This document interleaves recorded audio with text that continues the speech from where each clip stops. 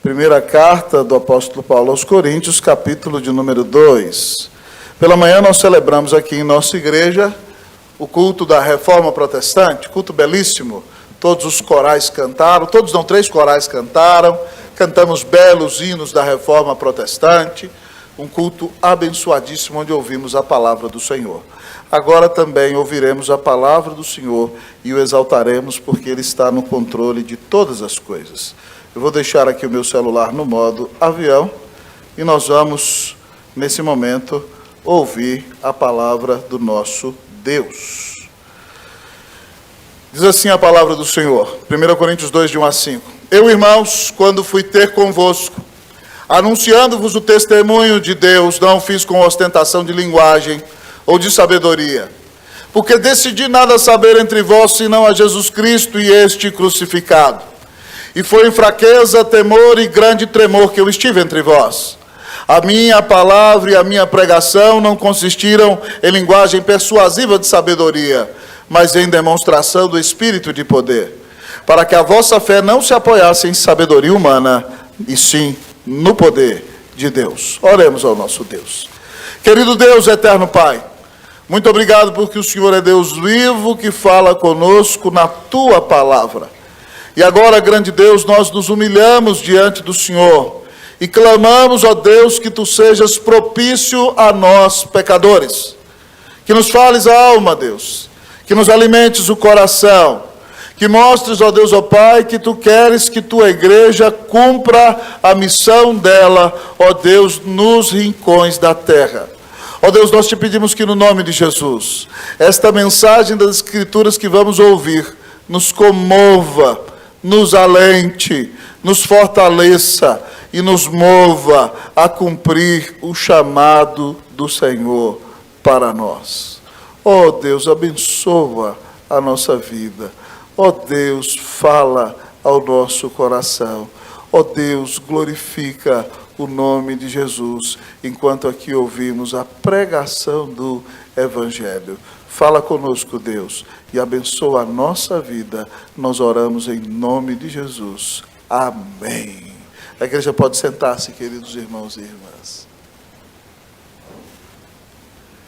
De manhã eu comecei o sermão falando sobre Lutero. Agora à noite quero falar um pouquinho sobre Calvino.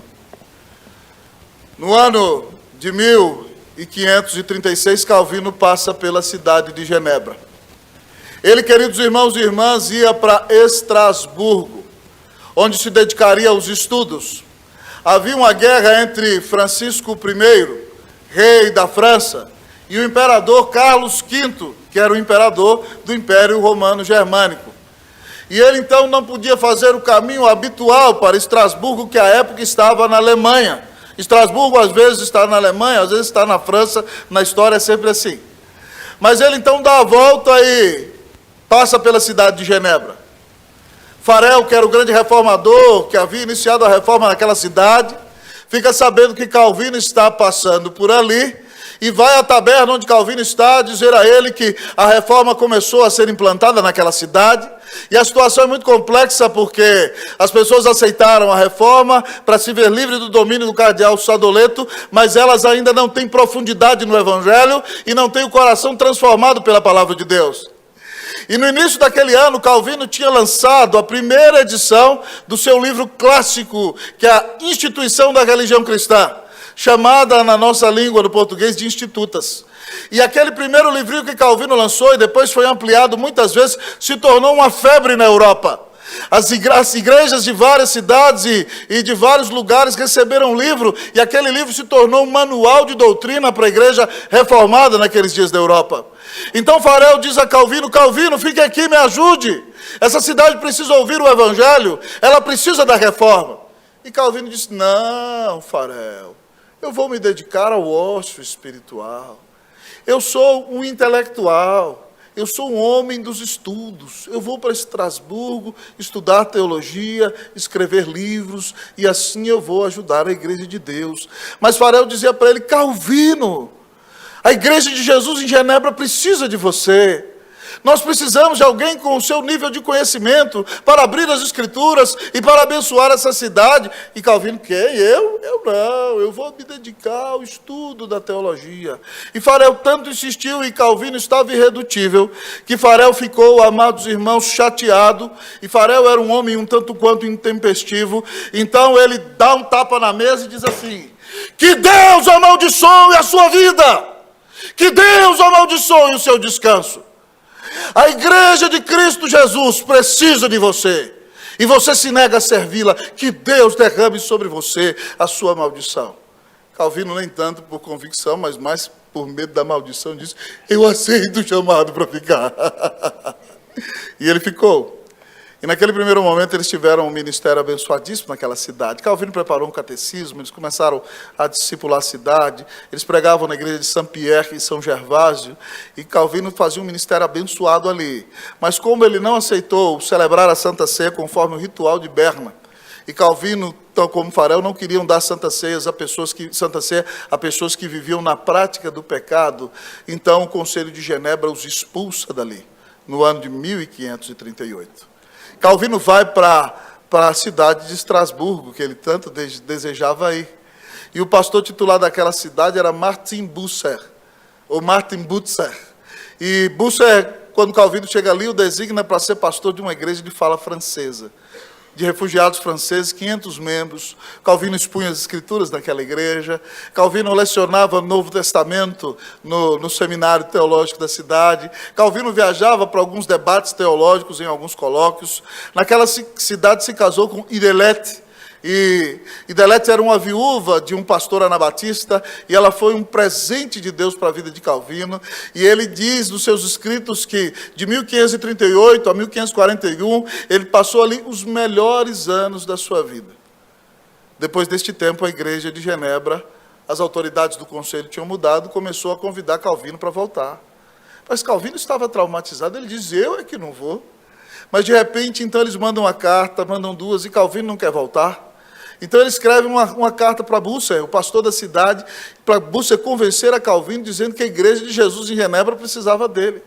E Bucer sentou com ele: Calvino, você precisa ir lá, você vai ser mais útil para o reino de Deus. E se não bastasse, Farel viajou de Neuchâtel e sentou com Calvino: Calvino, você não pode fugir do chamado de Deus. Calvino sofreu muito, irmãos, porque em Genebra o povo não o amava. O povo botava o nome dos cachorros de Calvino. Calvino estava passando, caminhando para ir para a igreja, e de repente: Calvino, Calvino, Calvino, Calvino, o cara chegou. Certa vez, começaram a atirar na porta da casa do pastor. Um homem tremendamente perseguido. Mas depois, por obediência ao chamado de Deus, ele volta. E no ano de 1541, quando ele entra na cidade no dia do Senhor, ele sobe no púlpito, ele abre a palavra de Deus. E ele continua a pregar no versículo sequencial ao que ele estava pregando 3 anos antes, mostrando para nós o compromisso dos reformadores com a pregação expositiva das Sagradas Escrituras. O compromisso dos reformadores com a pregação fiel do Evangelho de Jesus. Nesse texto nós encontramos outro pregador fiel, é o apóstolo Paulo.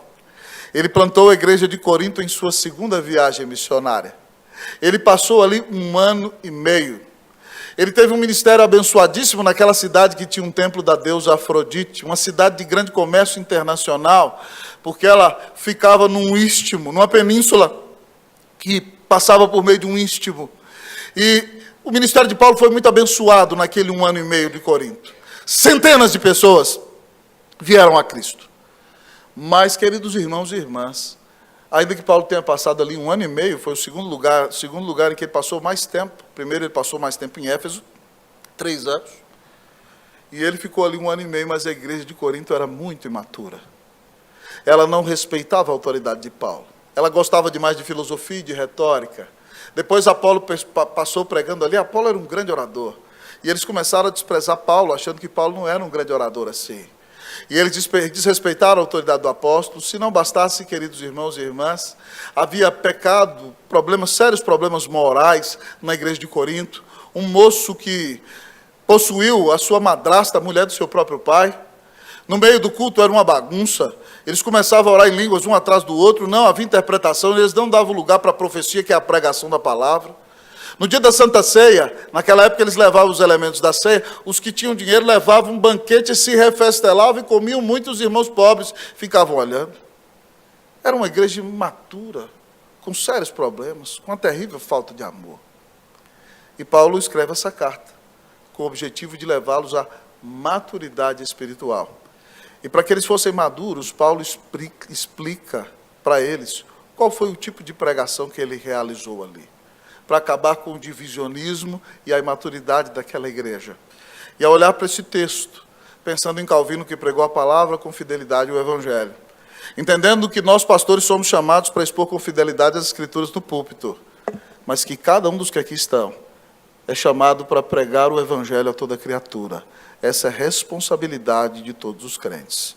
Olhando para o testemunho de Paulo acerca de sua pregação em Corinto, nós que temos a missão de pregar o Evangelho a toda criatura, vamos aprender nesta noite como pregar o Evangelho. Como pregar o Evangelho. Como pregar o Evangelho em dias tão difíceis, no mundo tão dividido, com tantos desafios. Como pregar o Evangelho? Inicialmente o texto da palavra nos diz: pregue a Cristo. Como pregar o Evangelho? Pregue a Cristo. Nós vamos ler versículo 1 até o testemunho de Deus e o versículo de número 2. Eu, irmãos, quando fui ter convosco, anunciando-vos o testemunho de Deus. Versículo 2, todos comigo. Porque decidi nada saber entre vós, senão a Jesus Cristo e este crucificado. Paulo começa dizendo, irmãos, que não foram os coríntios que foram atrás dele para buscá-lo, para plantar a igreja. Foi uma iniciativa própria dele. Então eles deveriam dar mais valor nele como apóstolo. Porque ele foi chamado por Deus e se moveu do lugar de onde morava e foi até eles para pregar o Evangelho. Ele começa com um eu enfático. Ele diz, fui eu, irmãos, que fui ter convosco.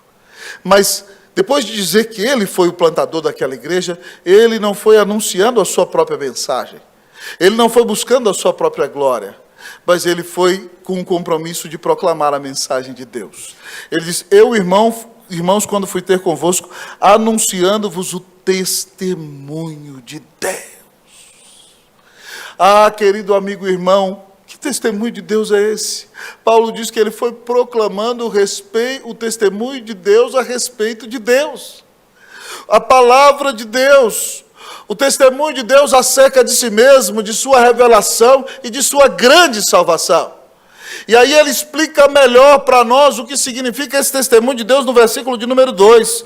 Ele diz, porque eu decidi nada saber entre vós, senão a Jesus Cristo e este crucificado. O que significa isso, irmão? Será que Paulo subia no púlpito ali e dizia, pessoal, é só Cristo crucificado, vocês não precisam ler mais a Bíblia, não precisam estudar doutrina, não precisam se aprofundar, é Cristo crucificado, Cristo crucificado, Cristo crucificado, Cristo crucificado. Era isso? Não, irmão, não era isso. Então o que era, pastor? Quando ele proclama o testemunho de Deus, ele está ensinando a mensagem central das Escrituras. Ele está ensinando aquilo que ele disse aos presbíteros de Éfeso, que ele pregou lá, todo o conselho de Deus. E o conselho de Deus é a mensagem da palavra de Deus, que nos leva a ter Jesus Cristo como centro. Quando você estuda a cosmovisão bíblica, é isso que Paulo pregava, ela começa dizendo que Deus é o Criador, santo, justo, eterno, infinito, imutável, soberano, glorioso e bom. E Ele nos criou para a sua glória. Mas, em segundo lugar, a cosmovisão bíblica ensina que o homem pecou. E Adão, que era o nosso primeiro representante, porque pecou, todos nós, seus descendentes, já nascemos pecadores. E por causa do pecado, o homem está debaixo da ira de Deus. Mas em terceiro lugar, a cosmovisão bíblica ensina que Deus amou tanto o seu povo, que Ele escolheu um segundo representante, para nos representar no pacto diante de Deus. E esse representante é Cristo Jesus, que obedeceu fielmente e deu sua vida na cruz do Calvário para pagar os nossos pecados. Cristo morreu por nós e ressuscitou. E porque Ele morreu e ressuscitou, todo aquele que se arrepende dos seus pecados e crê em Jesus Cristo como seu único Senhor e Salvador, será perdoado de todos os seus pecados, será declarado justo pela fé no tribunal de Deus, terá paz com Deus, terá vida eterna. Então, o último ponto da cosmovisão bíblica, depois de criação, queda e redenção, é que no final de todas as coisas Jesus Cristo voltará. E Ele consumará o seu reino entre nós, e transformará todas as coisas. E todos aqueles que creram nele reinarão com Ele eternamente, e passarão toda a eternidade em sua presença. Paulo, então, com base nesses 4 pilares da cosmovisão bíblica, criação, queda, redenção em Cristo e consumação, com base nesses pontos que são os pontos da história da redenção, que é a mensagem central da Bíblia, assim Paulo pregava a Cristo. Veja bem que ele não prega a Cristo como um mero filantropo, ele não prega a Jesus como um reformador social, ele não prega a Jesus como um filósofo. A mensagem dele é Cristo crucificado, porque dentro da cosmovisão bíblica nós pecamos e ofendemos a santidade de Deus, e somente alguém do tamanho de Deus poderia pagar a nossa dívida, mas tinha que ser homem, e é por isso que Jesus morreu no nosso lugar. O eixo da pregação de Paulo é Cristo crucificado. Todas as suas mensagens apontavam para a mensagem que João pregou, que disse que Deus amou ao mundo de tal maneira que deu o seu Filho unigênito, para que todo aquele que nele crê não pereça, mas tenha vida eterna. Se você quer pregar o Evangelho, você não tem que pregar a placa da sua igreja. Você não tem que pregar as ideias maravilhosas que você pensa que tem. Você não tem que pregar toda a doutrina das Sagradas Escrituras num encontro só. Se você quer pregar o Evangelho, você precisa pregar a Cristo. Outro dia eu preguei essa mensagem num evento em que falei para jovens e depois teve um debate. E uma moça me contou que no interior da Paraíba ela saiu para evangelizar. Chegando numa casa de uma senhora muito simples, eles foram batendo e de repente o moço que conduziu o grupo dela começou a falar de supralapsarianismo, infralapsarianismo, ordem dos decretos e não sei o quê. Quando ele terminou de falar, a senhora falou: eu vi que você é muito inteligente, meu filho, mas não entendi nada do que você falou. Se você vai pregar o Evangelho, pregue Cristo. É só Jesus que pode salvar os pecadores. Os pecadores precisam de Cristo. Precisam do seu grande amor. Precisam do perdão de pecados. Precisam da salvação. Diga aos seus amigos, aos seus colegas, aos seus familiares, que Cristo Jesus morreu na cruz do Calvário para pagar os pecados do seu povo. As pessoas precisam de Jesus. Como pregar o Evangelho? Paulo nos mostra: pregue a Cristo, porque só Jesus que pode perdoar os pecados. Ele pode perdoar os pecados mais horríveis, mais feios e mais tristes. Nós sabemos que não há pecador tão perdido que Jesus não possa perdoá-lo. Não há pecador tão perdido que Jesus não possa achá-lo. Não há pecador tão distante que Jesus não vá buscá-lo. Não há pecador tão inveterado que Jesus não possa quebrantá-lo. Não há pecador tão hediondo que Jesus não possa transformá-lo. Quando ele salva o pecador, ele salva por meio da pregação do Evangelho. Eu me lembro quando nós tivemos uma aula de evangelização no seminário, um colega falou para o nosso professor, reverendo Carneiras, falou: reverendo, mas se as pessoas não escutarem? Ele falou: você não tem problema nenhum com isso. Sua missão é proclamar a verdade. Você não é do departamento de admissão. Você é do departamento de divulgação. Quem converte a Deus não é você. Sua missão é só contar a história, contar a mensagem. Quem converte é o Espírito Santo. Se rejeitarem, se baterem com a porta na sua cara, se jogarem tomate em você, não importa. A sua missão é dizer ao mundo inteiro o quanto Deus amou o seu povo, para que todos aqueles que se arrependam e creiam em Jesus sejam salvos e recebam a vida eterna. Como pregar o Evangelho? Fale menos de você, fale mais de Cristo. Pregue a Cristo. Ele é o Filho de Deus. Ele nos amou. Ele deu sua vida na cruz para pagar os nossos pecados. Você tem falado de Jesus para os seus amigos? Você tem falado de Jesus para os seus familiares? Você tem falado de Jesus para os seus colegas de trabalho? Eu gostaria de dizer para você que todos os problemas de relacionamento conjugal que vocês têm podem ser resolvidos em Cristo. Eu gostaria de dizer para você que toda depressão que você está enfrentando pode ser resolvida em Cristo. Eu quero dizer para você que toda angústia que a sua alma está enfrentando pode ser curada em Cristo. Eu quero dizer para você que esse problema de consciência terrível que você carrega pode ser transformado com perdão de pecados em Cristo Jesus.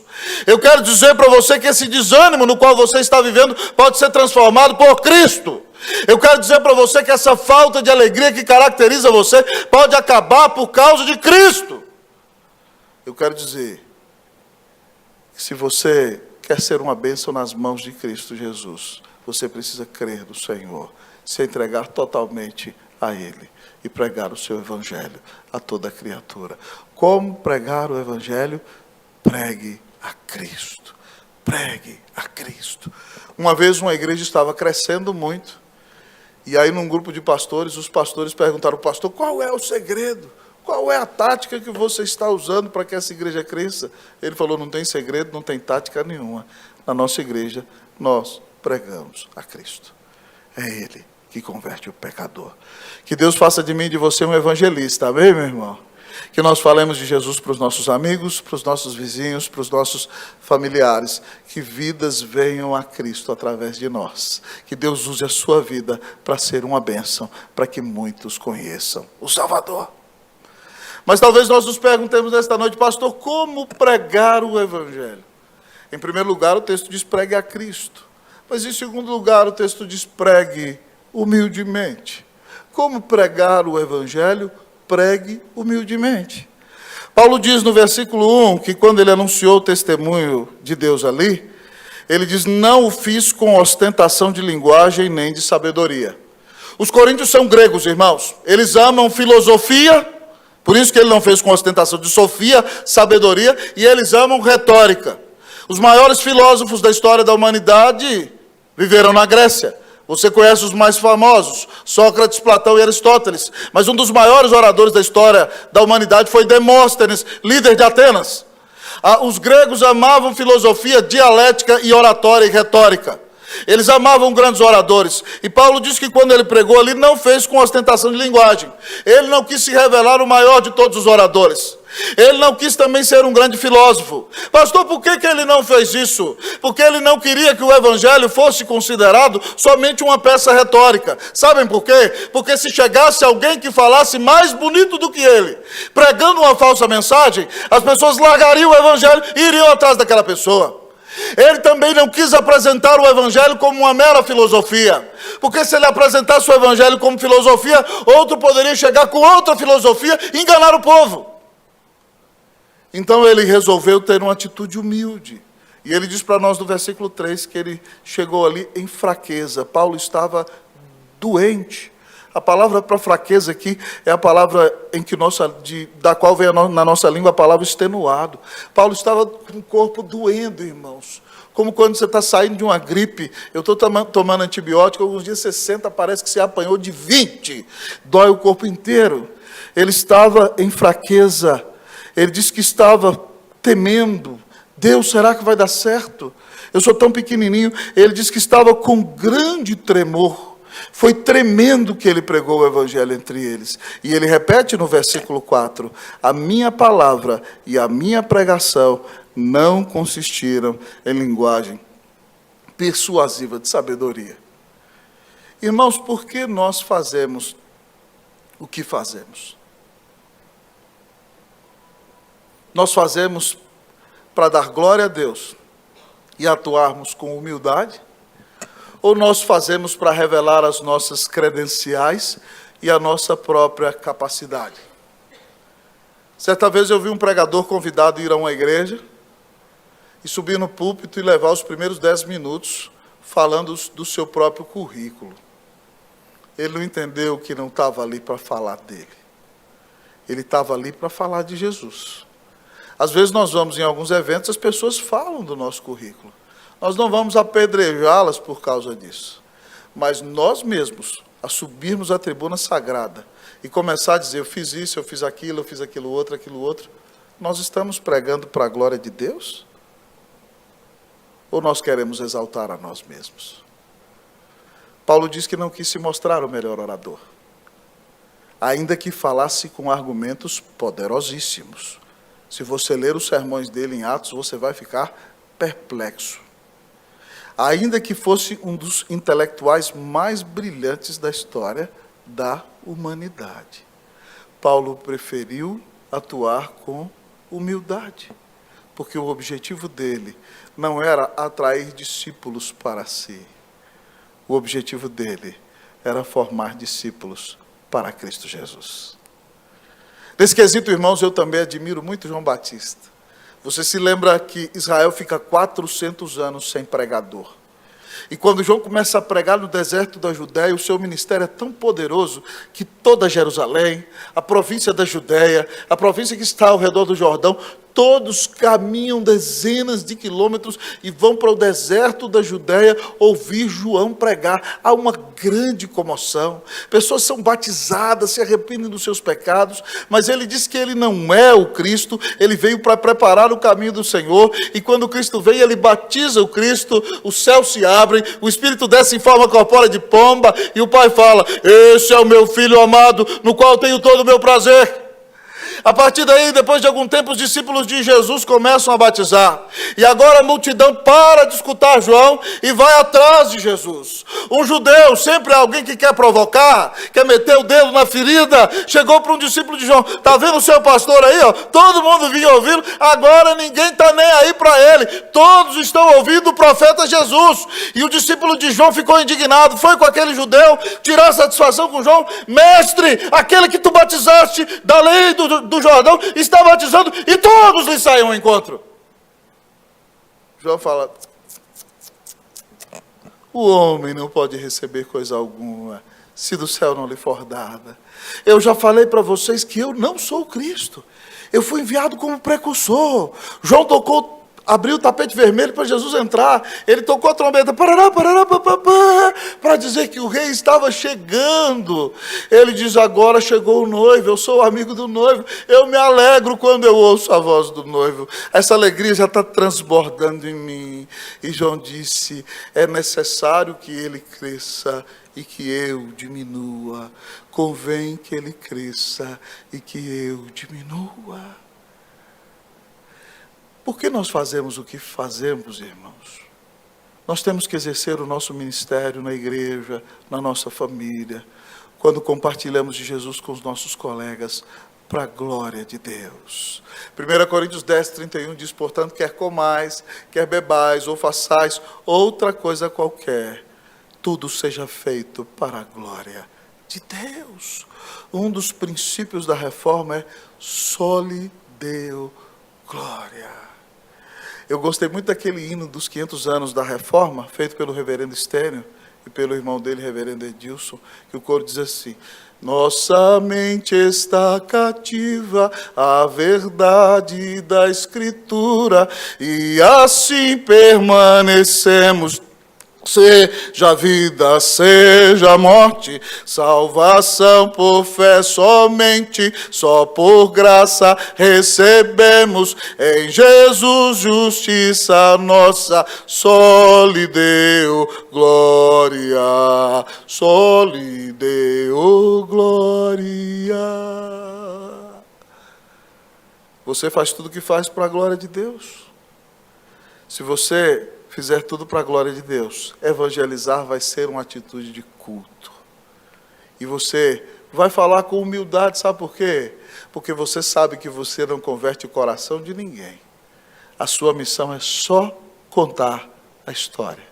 É só contar a mensagem de como Deus nos amou e deu seu Filho na cruz para nos salvar. Pregue com humildade, o que for obra do Espírito Santo, Ele fará.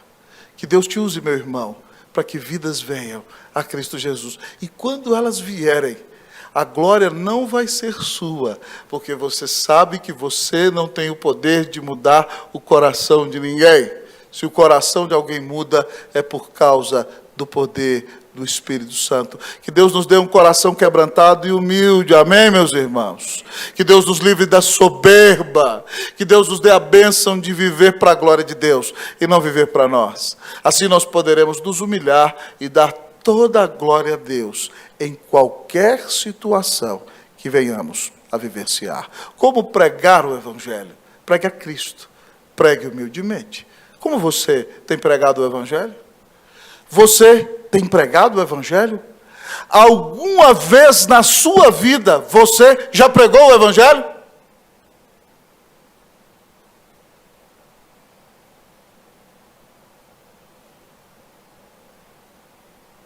Pastor, como pregar o Evangelho? Em primeiro lugar, pregue a Cristo. Em segundo lugar, pregue humildemente. Mas como pregar o Evangelho? O texto nos diz, pregue poderosamente. Como pregar o Evangelho? Pregue poderosamente. Vamos ler versículos 4 e 5. Eu leio 4, a igreja 5. A minha palavra e a minha pregação não consistiram em linguagem persuasiva de sabedoria, mas em demonstração de espírito e de poder. Vocês, o 5.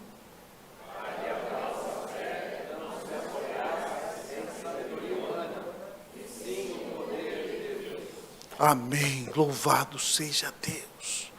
Paulo nos diz, irmãos, neste ponto, que a pregação dele não consistiu em filosofia nem em oratória, mas ele diz em demonstração do Espírito e de poder. A pregação de Paulo era uma grande demonstração do poder de Deus. Quando ele pregava, você percebia que não era meramente uma mensagem de um homem. As pessoas percebiam a unção e a presença de Deus na vida do apóstolo Paulo. Quando ele pregava, era igual a pregação dos apóstolos lá em Atos 4:33, que diz, com grande poder os apóstolos davam testemunho da ressurreição do Senhor Jesus, e em todos eles havia abundante graça. Paulo pregava uma mensagem que transformou a vida dele. E por isso, então, depois de muita oração e quebrantamento, ele pregava vazio de si, mas cheio do poder, cheio da presença, cheio da bênção, cheio da unção do Espírito Santo. Aos Tessalonicenses, irmãos, ele diz, porque o nosso evangelho não chegou até vós tão somente em palavra, mas sobretudo em poder, no Espírito Santo, em plena convicção, assim como sabeis ter sido o nosso procedimento entre vós e por amor de vós. Paulo pregava a mensagem na dependência do poder do Espírito Santo.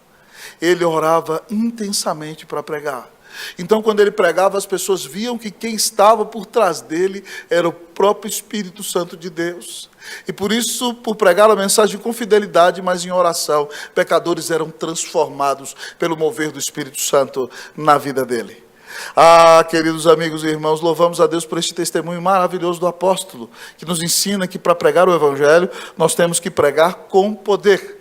Algum tempo atrás eu li um livro maravilhoso de Stott, cujo tema era Nosso Silêncio Culpado. John Stott diz que há 4 razões pelas quais a igreja não evangeliza. Primeiro, ela não conhece o propósito da evangelização, a glória de Deus e o dever de obedecer o mandato de pregar o evangelho e fazer discípulos.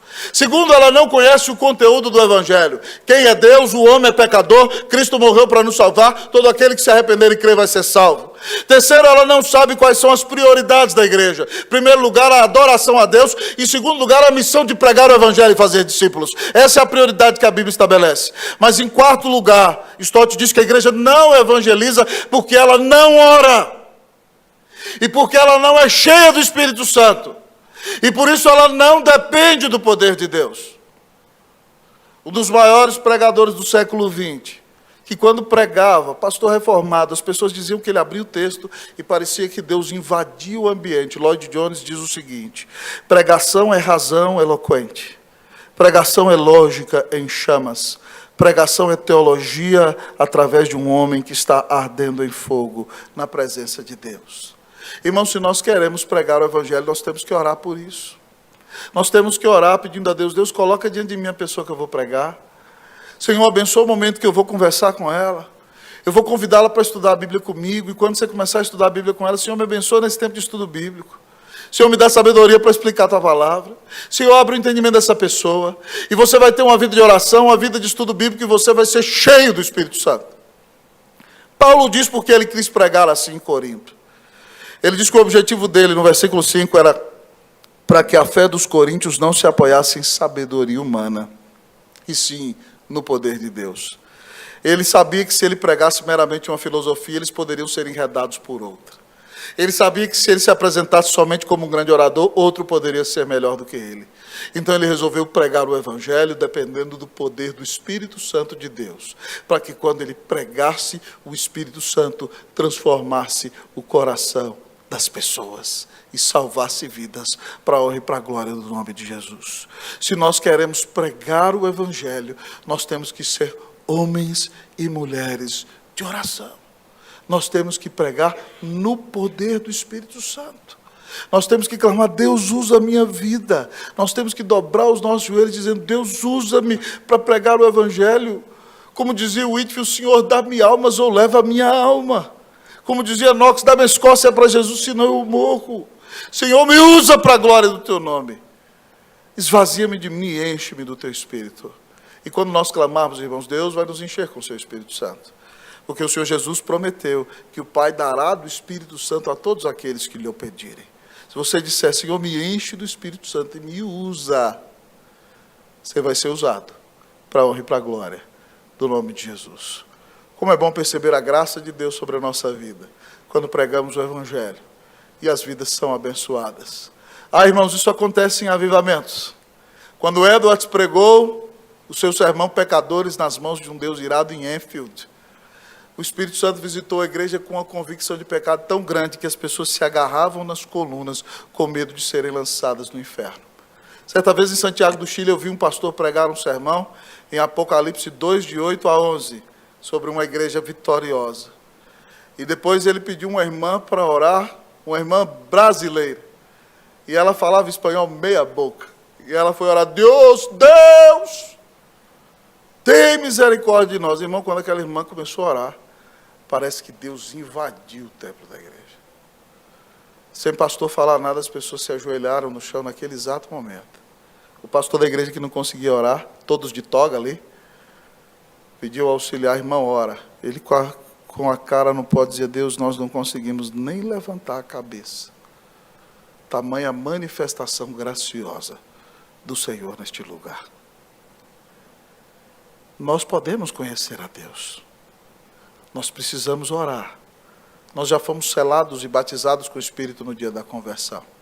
Mas o Espírito pode encher a nossa vida e conduzir-nos com poder. Está na hora, irmãos, de orarmos. Deus quer que a igreja ore mais. Independentemente de qual for o resultado das eleições do nosso Estado e para presidente no dia de hoje, eu quero dizer a você que elas vão ser uma evidência de que Deus quer que a igreja ore mais. Que Deus tenha misericórdia de nós. Deus quer nos dar o avivamento. E quando Ele quer nos dar o avivamento, Ele proporciona ocasiões para que nós nos humilhemos e oremos mais. E sejamos cheios do poder do Seu Espírito e do poder da Sua presença. Você tem orado para que Deus te esvazie de você e te encha do Espírito Santo dele? A pregação de Paulo foi abençoada, porque ele pregou Cristo, pregou com humildade e pregou no poder do Espírito Santo. A minha oração é que a pregação deste púlpito sempre pregue com fidelidade o texto, pregue a Cristo. Sempre pregue com humildade para a glória de Cristo. E que quando nós pregarmos, o poder do Espírito Santo de Deus se perceba neste lugar. Para que você, como membro desta igreja, ao receber esse tipo de pregação, quando sair para compartilhar o Evangelho com as pessoas, você pregue Cristo, pregue com humildade para a glória de Deus, e que o poder de Deus atue em sua vida, para que vidas sejam transformadas para a honra e para a glória do nome de Jesus. Minha oração é que Deus faça de cada um dos membros da Unida um evangelista. Minha oração é que Deus faça de cada um dos membros da Unida um missionário. Minha oração é que Deus faça de cada um dos membros da Unida uma testemunha viva de Cristo Jesus. Que Deus te use para pregar o Evangelho, amém, meu irmão? Que seja um prazer para você falar daquele que te amou e deu a vida na cruz para te salvar. Que Deus nos abençoe, que Ele nos use no cumprimento da missão, em nome de Cristo Jesus, para a glória de Cristo Jesus. Amém.